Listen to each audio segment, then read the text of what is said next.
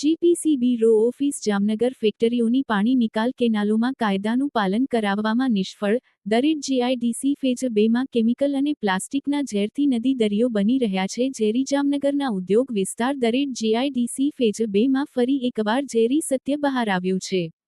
સ્થાનિક તપાસ દરમિયાન જોવા મળ્યું કે ફેક્ટરીઓની પાણી નિકાલ કેનાલમાં સીધું કેમિકલયુક્ત ઝેરી પાણી છોડવામાં આવી રહ્યું છે.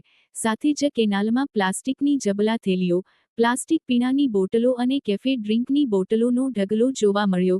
જાણે આ ઉદ્યોગો માટે પર્યાવરણ માત્ર કચરાપેટી બની ગયું હોય.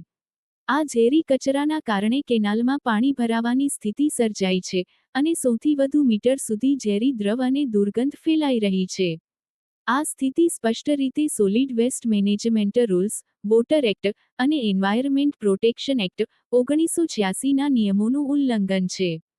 પરંતુ ચોંકાવનારી બાબત એ છે કે આ બધું બનતું હોવા છતાં જીપીસીબી રો ઓફિસ જામનગર આંખ મીંચી બેઠી છે.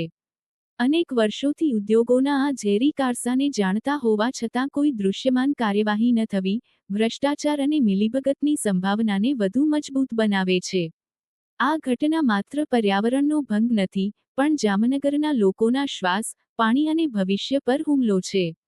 જો આજ પગલાં ન લેવાય, તો દરેડ અને રંગમતી વિસ્તાર ટૂંક સમયમાં ઝેરી ભૂમિ, ટોક્સિક ઝોન તરીકે ઓળખાવાનો ખતરો છે. અહેવાલ અનિરુદ્ધ સિંહ ઝાલા, જામનગર.